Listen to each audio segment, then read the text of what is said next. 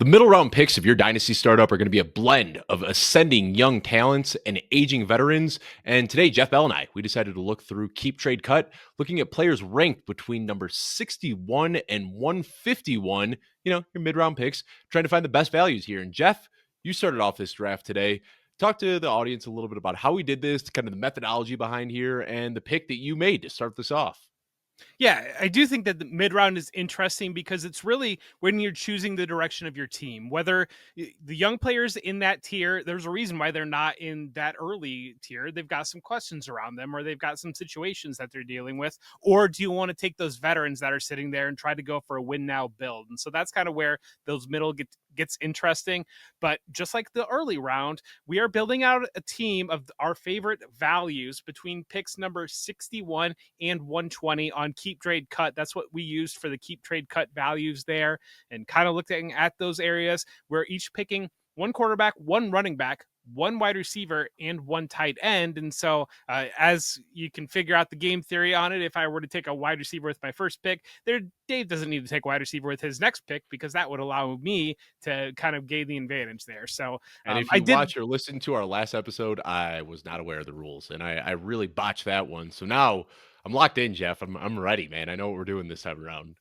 Yeah, and I think I might have sniped you on my pick, on my number one overall pick, but I took Jameson Williams, wide Mhm. receiver, number one overall pick in this draft, number 62 overall on Underdog, wide receiver 22. And so Jameson Williams, I think, is absolutely fascinating in Dynasty. He was wide receiver 19 in scoring last year. He was I think he went 11th in his draft, but year three player, it's like right in that area where he is an ascending star. And I think just maybe some of the uncertainty around the Detroit offense, some of the uncertainty around him missing some of those first couple seasons in the league, position him to be just kind of more cautious, maybe, because when you look at his profile and you look at the way he finished last year, other players of this ilk are going in the second, third, and fourth rounds, and you're able to get Jameson Williams here, 62, which is sixth round technically, and if you're to do the math out of this. And so I wanted to grab him as a player that he is one of these players that we could be talking about him going in the second or third round of startup drafts next year. Still just 24 years old. And like you Yeah. said, got the elite draft capital inside the first half of round one. And, I even look at that draft capital with an asterisk next to it because they knew they were drafting him off of a torn ACL. They knew they were getting almost no production rookie year, and they still thought he was worth that sort of pick. So a very good player. We saw it coming together. And Jeff, this is obviously the Dynasty show. We're talking Dynasty here, but we're getting to that point in the season where we start looking ahead at, the 2025 season. And you and I both talked about it a little bit as we're doing our redraft rankings. You and I both a little bit lower on Amon St. Brown and a little bit higher on Jameson Williams. And a lot of that has to do for me with the departure of Ben Johnson. We know that historically that Ben Johnson offense has really run through the slot. We might see that change a little bit. And last year we saw the target share for Amon start to dip a little bit as Jameson Williams broke out. And his fantasy production was really buoyed by a career high touchdown rate. But man, you look at both of these guys, like if Amon St. Brown hits his ceiling outcome and Jameson Williams hits his ceiling outcome, I think Jameson Williams has the higher ceiling of the two. Yeah, and so I build my redraft rankings off of projections, and I'm using target share on those projections. And you really don't have to alter that target share very much, given kind of you're leaning into the efficiency that each player posted last year.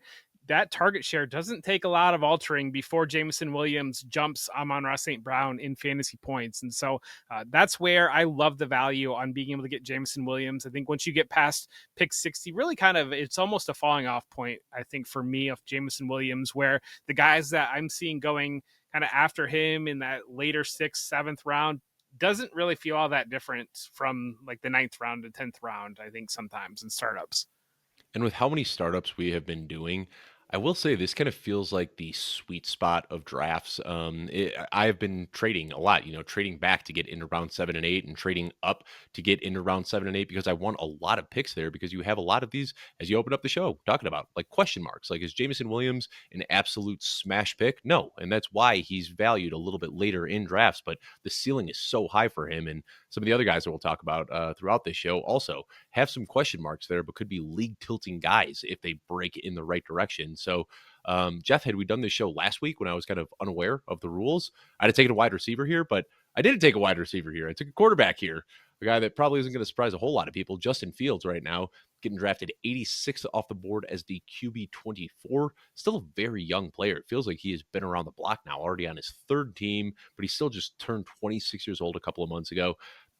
It's pretty simple, man. Like anytime he steps on the field, he's a QB1. With the rushing upside that he has, a full 17 game season from Justin Fields, he is going to flirt with 1,000 rushing yards. He's reconnected with his college wide receiver one in Garrett Wilson. It's a not the best supporting cast there, but I think that you look at Aaron Glenn and the type of game that he wants to establish here in New York, it is going to be a run first game. And we're going to see a lot of Breece Hall and Isaiah Davis and Braylon Allen, but that big head atop of it is going to be Justin Fields. And there are going to be a lot of schemed up runs for him to get out there in space. He's got his security blanket and Garrett Wilson, Mason Taylor, a guy that we both like quite a bit, a second round rookie, also there as well. It's just a fun offense that might not look so great in the win column, but I think when you're looking at the fantasy production for Justin Fields here, it is so high for this season alone. And if he plays well, they got the option to bring him back next year. If he plays well enough next year, then he hits the free market as a 28-year-old who could end up getting a huge payday and get some long-term security. So that's why he's down at QB 24, because we don't know if there's going to be any future beyond this year. But at worst, you're getting a top 10 quarterback this year. And at best, you're getting a QB1 for multiple seasons. Yeah, and I think that just because of the way that the Konami quarterback came into the league, really kind of off the back of Tim Tebow, I do feel like the theory on Justin Fields isn't exactly phrased or looked at correctly, because I think a lot of the theory is basically, well, he can get you up to quarterback 12 because of that rushing, but really the theory on Justin Fields should be the rushing is the starting point on being quarterback 12. It's that if any of the passing comes together at all, he is your last best chance to be a top 5 quarterback. And what we saw from Jaden Daniels coming in as a rookie last year with the passing being there. And it wasn't, and I think so often people kind of view it as like, well, this is a guy I can get him at like quarterback 14 and he could probably be my quarterback. He could be quarterback 10. But the theory is that he's got a lot better chance than a player like maybe like a Justin Herbert or somebody like that of being a top 5 quarterback that is being able to give you a fighting chance against the Josh Allens and Lamar Jacksons and Jaden Daniels at the top of your draft for an insane discount. And grabbing him here in these startups, and it really just takes one team to commit to him and to have him be their quarterback of the future, have one season. If Justin Fields can put it together for 1 year, that's going to buoy him and push him forward because of those athletic tools. And you get teams that are a lot more willing to take a gamble on that package. And I think the Jets are in a really good position to be able to do that. Really good pieces around him if they allow Breece Hall to be Breece Hall. And then that connection that you mentioned with Garrett Wilson, I think is a huge key. Now, let me ask you a question, and I might be setting myself up to look stupid here, but who do you think's a better rusher, Jeff? Justin Fields or Jaden Daniels? Just pure rusher. I think Justin Fields is a better rusher than Jaden Daniels. Just he's got more strength when it comes to it. I think that Daniels is kind of, and I think long speed. Yeah, in the open field, I want Daniels to go down probably earlier before I want Fields to go down. I guess is kind of the way I'm looking at it. If Daniels is like my franchise quarterback, I would prefer he doesn't take the hit, whereas Fields, I'm a little bit more okay with him taking that hit. So if we're looking at Justin Fields, we've agreed probably a better rusher in the open field than Jaden Daniels. I mean, Jaden Daniels was a good passer last year. Don't get me wrong, but like, yes, pretty league average.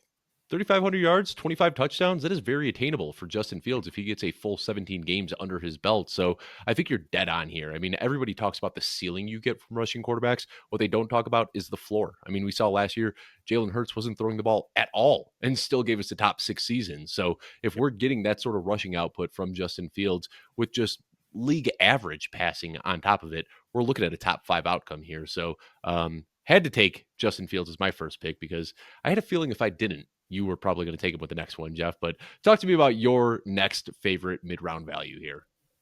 Yeah, I went to the other end of the board, and I took Trey Benson, number at 119 overall, running back 30. And I think we're looking at a range from 61 to 120. And if anybody knows me, anybody's been a startup with me, I am loath to take running backs like at any, especially if they're approaching age 26, 27. And really, when you're looking at this tier, you're starting to get some of these 27-year-old running backs there. I'll just roll the dice on the 22-year-old that I think has a pretty good chance at being the star for the Cardinals next year. I'll take the discount on here. I'll go to the back end. I'll take Trey Benson as my running back selection. And that's really where it lies in of playing the long game and looking at it and saying, James Conner gave a great season last year. James Conner is really locked in the last couple of years.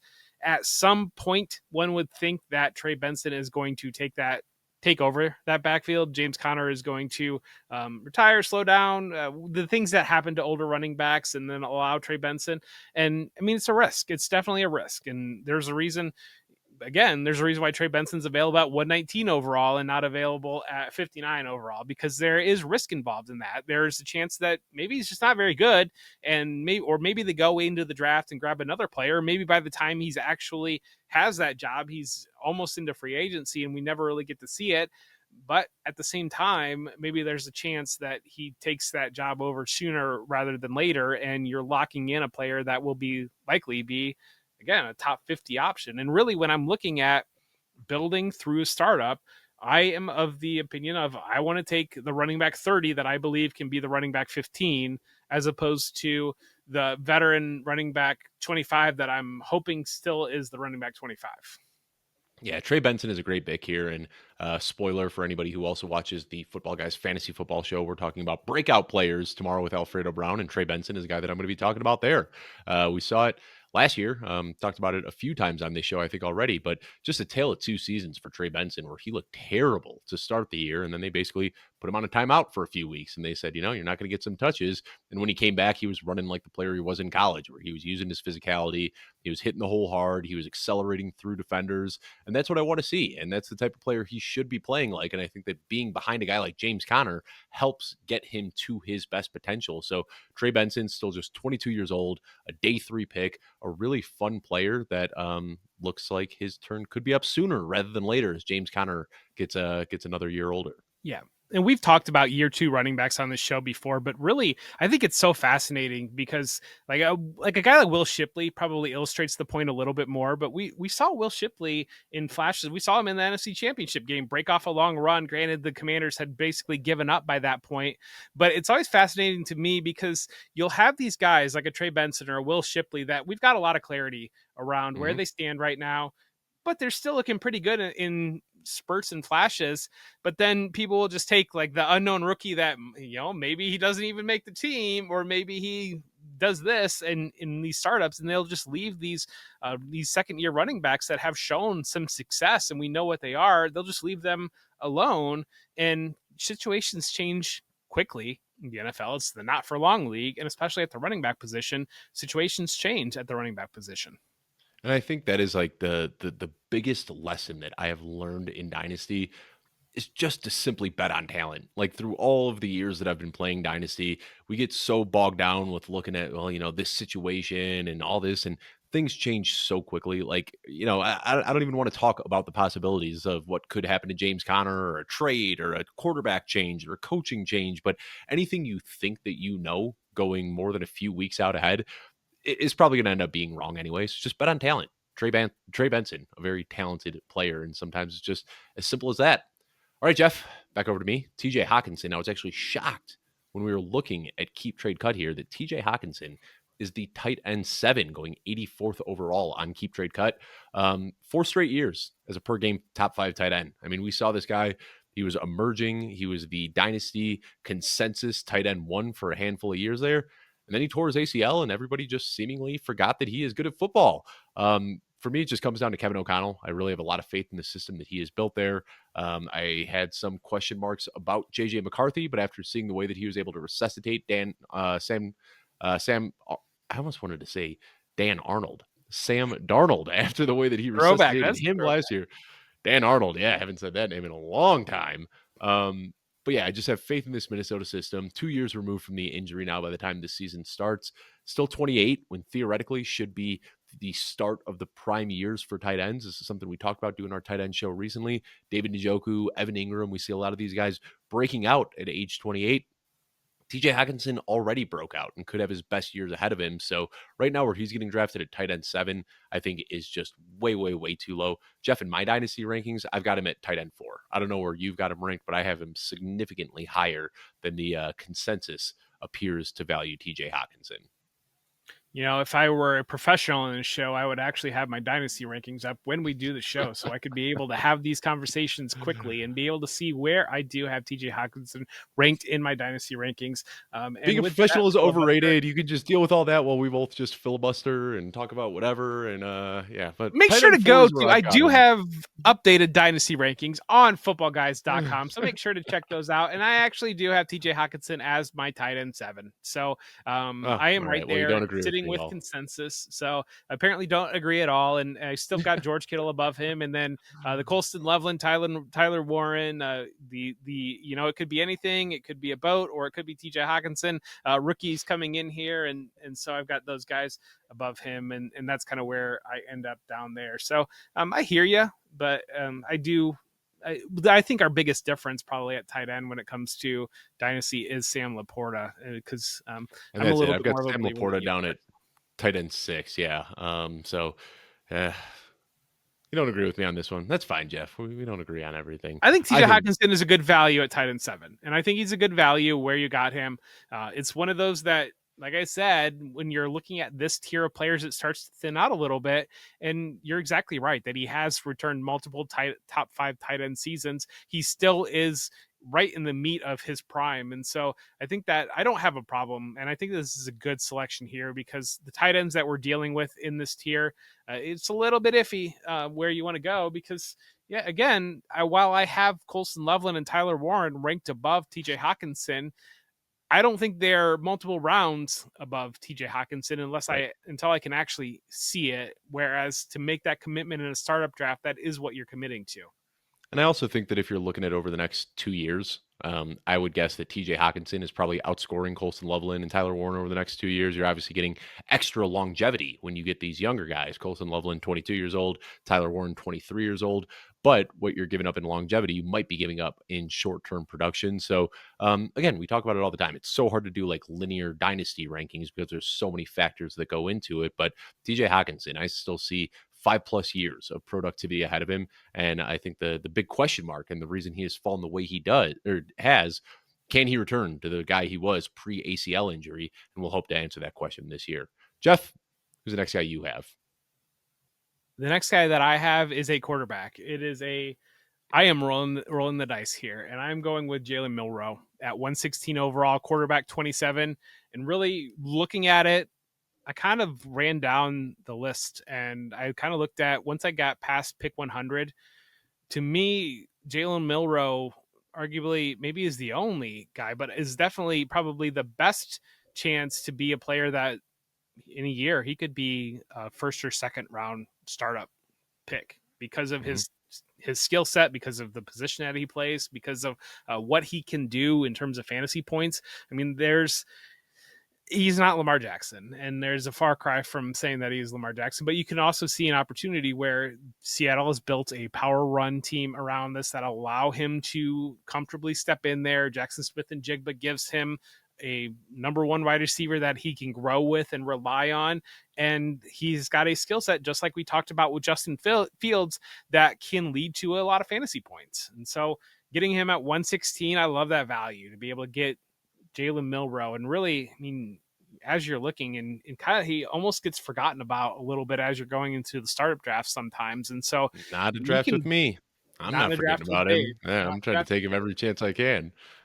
But you can have 3 if you are still one of these people. Apparently the dynasty has shifted and a lot of people don't like having quarterbacks in Superflex anymore, but if you're somebody that does like having quarterbacks in Superflex, you can have a couple early quarterbacks and have Jaylen Milo as your quarterback 4 at this value because of where he's sitting there.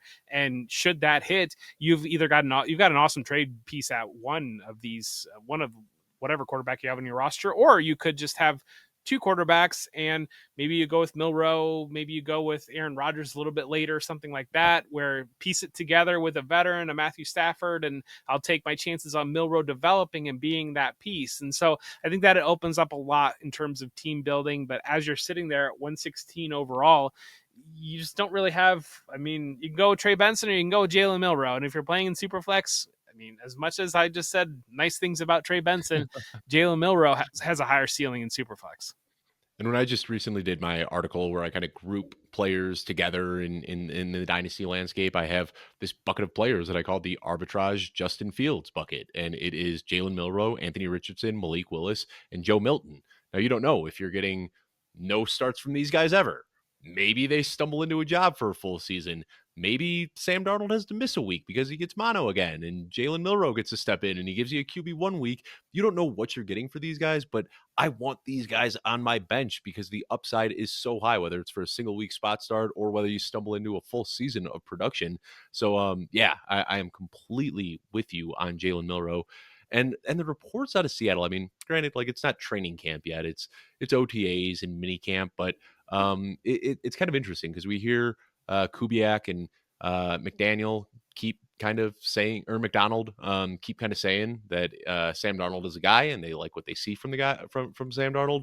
But then you hear a lot of the beat reporters, and they're saying like Jalen Milrow looks fantastic, and Sam Darnold is struggling. So I can't say for certain how things are going to shake out in Seattle, but whether it be dynasty or redraft leagues, I'm okay throwing a late dart on Milrow because the way they built that contract for Sam Darnold, they have a team friendly outbuild in after this year. So you're telling me if it's, I don't know, week 12, team sitting there at like 3-9, there's not going to be people calling for Milrow to see what they've gotten him. I don't think it's out of the realm of possibility that we see Jalen Milrow start before the season is over.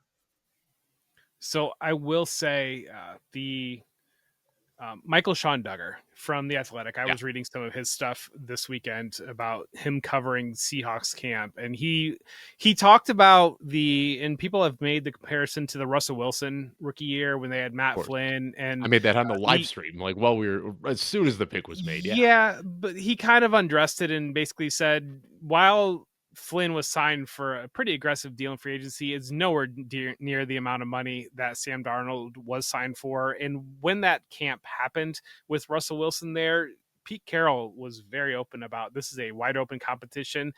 Mike McDonald has been the complete opposite. He has said there is no yeah, competition here at quarterback. This is Sam Darnold's job. Clint Kubiak's coming in, and there's a reason why Sam Darnold chose the Seahawks because he has a history with Clint Kubiak. They're implementing Kubiak's offense. Darnold knows that offense. Cooper Kupp knows that offense, and so those two players are kind of the bridge to be able to pull the rest of the and there's really a young team around them when it comes to the offensive side of the ball to pull that young offense around them up to be able to play there. So and Michael Sean Duggar also said that Drew Lock is the quarterback 2 right now for the Seahawks. It should, and obviously things can change. Things can change very quickly, and we've seen that before. But I do think that they are, from everything that I have seen, the coaching staff is going out of their way to make sure that there is no quarterback competition right. at all. That Darnold and ideally, And if I you're and playing it out, I, you I tried to start it off by saying that. You know, I said that Kubiak and I know McDonald have both been pretty steadfast in saying there isn't a quarterback competition, but there's also I, been a lot of talk about him getting there at 4:30 every single day and putting in extra time doing tape study and doing everything going above and beyond. And that's what we liked about Milrow, right? Was that he's just like a hard worker, good character, all those sorts of things are already showing up in these early mini camps. I will say from reading a lot of beats, when we're on social media and especially in the dynasty community, there's a big push towards the young guy, and Always. I think that beat writers kind of fall into the same thing where it's like there's a little bit of a like Uh-huh. the new mystery box, like the exciting thing, versus kind of I think when you're really looking at it, um, I think that there's a lot of value of having the young guy, and I obviously took Jalen Milrow as my pick here. I obviously believe in that, but at the same time, I think that those reports can get a little bit squirrely sometimes. All right, Jeff. Next guy I picked and didn't even plan it this way. But we're gonna stay in Seattle. Zach Charbonnet. I mean, I was talking about this guy as like my favorite pick last offseason and the offseason before then. Just a player that I really, really like. And we saw the upside last year when Kenneth Walker went down. I mean, he stepped in there and was just churning out amazing weeks, and he does it all. Whether it's breakaway runs, pass catching, goal line work. This guy has the soft hands. He's got the route running abilities. He's got a big punishing frame that he can do everything we want to see in fantasy football. Still just 24 years old, pretty young guy. He'll actually finish this season, still 24 years old. And Ken Walker is on the last deal of his contract. Now, again, hearing what's coming out of the coach's mouth, we have heard Clint Kubiak just gushing about Ken Walker, and I don't want to ignore that. But as we've talked about, maybe there's a trade looming, whether it's Ken Walker or Charbonnet. One of these guys could potentially be on the move. So I don't really want to try to predict what's going to happen with this backfield, whether Ken Walker's healthy or whether Zach Charbonnet is healthy or whether one of them gets traded, whether Charbonnet is going to be the new RB1 in a Kubiak offense. I don't really know. But again, this just comes down to kind of simplicity here. I want to bet on talent, and Zach Charbonnet is a very talented young player, former second round pick who has looked absolutely amazing when the opportunity has stepped up so far. So it's really just as simple as that. A young, talented player. I want him on my dynasty roster. And right now, where he's going as the RB 26, there's so much room for him to grow from there. Yeah, I like this pick too, and I think that as you're looking at building your dynasty teams, it's kind of we're big advocates on still the only two people in the dynasty space that still like to have quarterbacks in Superflex, and then also having those young wide receivers. And if you're building that way, then you need to start and take some of these shots on these younger running backs and hope that the situation changes and be able to give you that value to be able to kind of patch over not having those older running backs that you paid more money for or more dynasty startup capital for. So I like that pick here on Charbonnet, and I think it's a very similar mindset on like the Trey Benson pick and just kind of these players that to be looking for as you're getting into the double digits of your draft. Yeah. Speaking of still being the only guys to like quarterbacks, I'm going to totally derail the show for a second, but I'm in the midst of a startup right now, Jeff, and I just made a pick 507, and I got Trevor Lawrence as my QB3.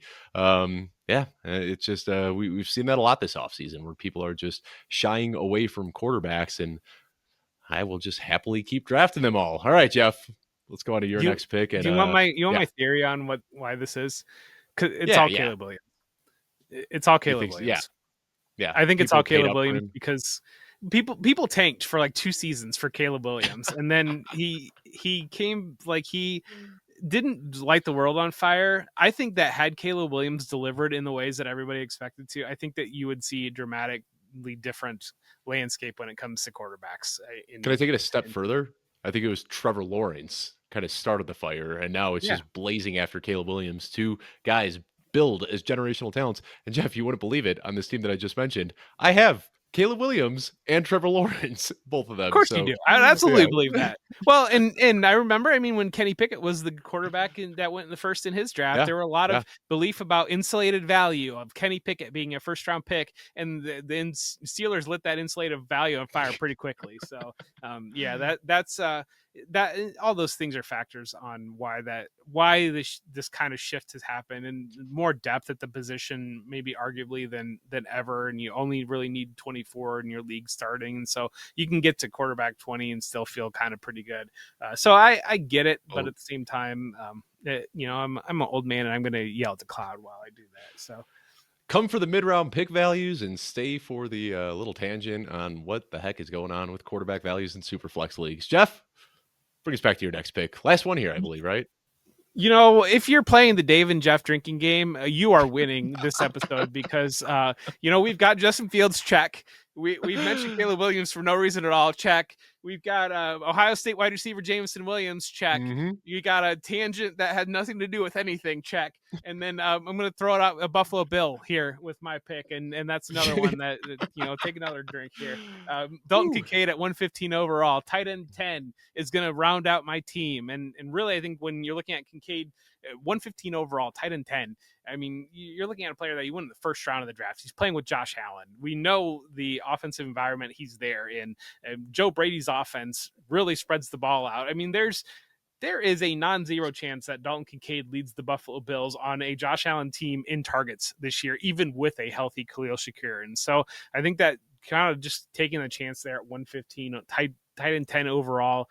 It's just a worthwhile draft pick once you get to that point. Obviously, if you're thinking about making this pick, you haven't drafted the Bowers and the McBride at the very top of the draft, and you probably didn't even draft like the Tyler Warren or Colson Loveland tier. You're looking to patch that over, and we always talk about our good friend Andrew Cooper and the yin yang tight end theory. I think that this is just a really high upside pick to be able to take Trey McBride here, or not Trey McBride, Dalton Concade here at 115 overall, tight end 10, just because should the pieces fall in place, I think that they are, from everything that, again, OTA reports can take them with a grain of salt, but at the same time, Dalton Concade has been very, very active for the Bills and targets. And one of the things that I do like to take away from these OTAs, I don't think you can take away a lot with the running backs. And coaches will even say that it's not really an environment to take away a lot with running backs, because kind of need the pads on for that position and kind of need to see how guys are handling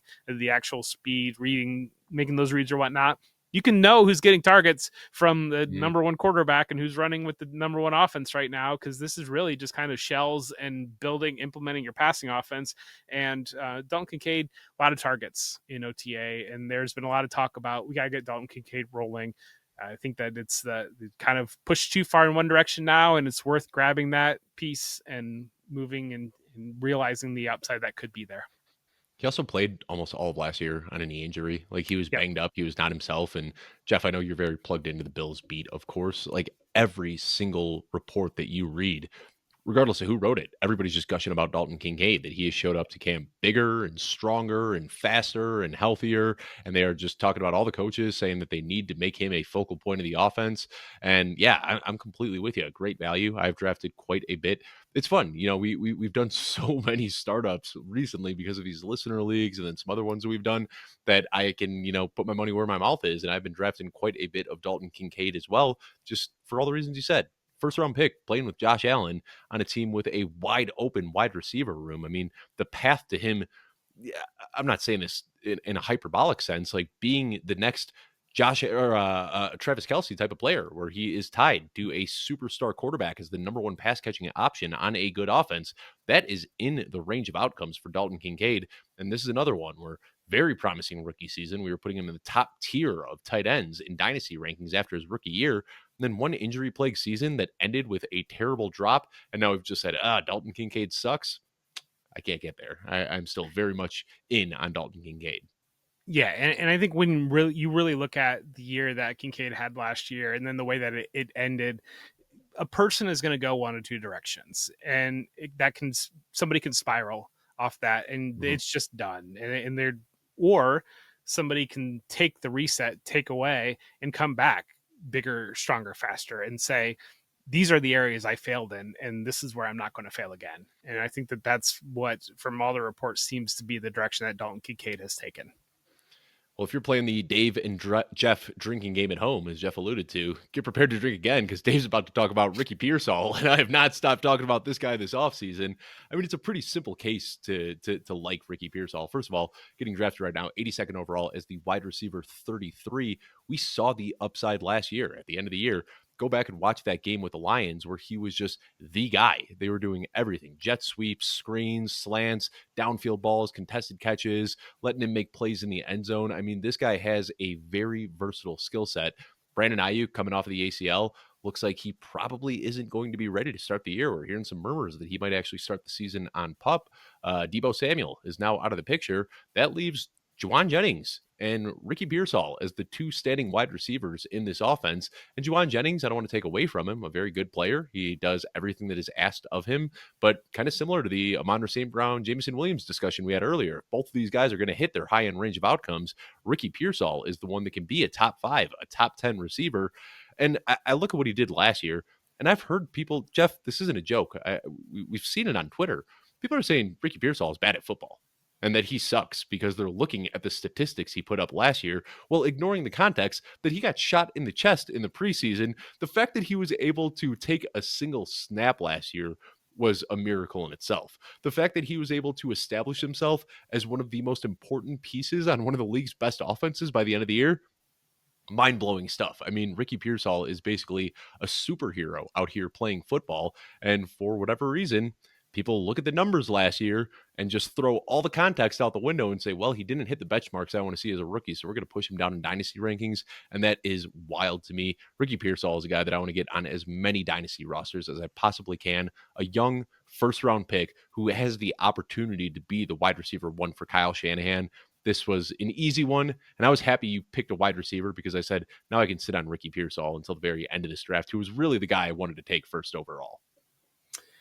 So not only did Ricky Pearsall get shot, he took the gun away from the guy and chased him off, stopped the mugging. And so, like, I got one off, like shot the guy that shot him. Like yeah, he's John Wick basically playing football. yeah, and we just did a staff mock for no reason at all. Iron sharpens iron, and our Sigmund Bloom sniped me on Pearsall later in the draft, and you put in the chat. Well, yeah, you put in the chat that that one really hurt, and I was like, Dave, you had no chance at getting Pearsall here because he was going next to me, and so yeah, I like that call out. I like closing out that team with that, and I think both of us definitely took very on brand teams when we look through this exercise, but I do think that exercises like this are a lot of fun, and especially the way that we structure it with kind of having some elements of game theory involved, and really kind of looking at the board and recognizing what really are our favorite values at each position and who is the guy that I want to get before Dave gets them. And so I hope that that illustrates and adds value to somebody. So. Yeah, and I think if you look through all the teams that we have drafted throughout this offseason, you're going to find at least two of the guys that we talked about today on one of our teams. I mean, we put our money where our mouth is, and these are the players that we like to draft. Some young players with some obvious question marks here, but sky high ceilings, and that's what I'm looking for in the mid rounds, Jeff. If I draft a guy, I don't want to draft a guy, hope for some mediocre production, and then cut him for my team. I want to draft a guy that is going to ascend up the rankings and really tilt the league in my favor. And I think everybody we talked about today can potentially do that. Yep. Well, Jeff, we've done favorite early round picks. We've done favorite mid round picks. Can you guess what we're doing for our next show? A trade show, probably.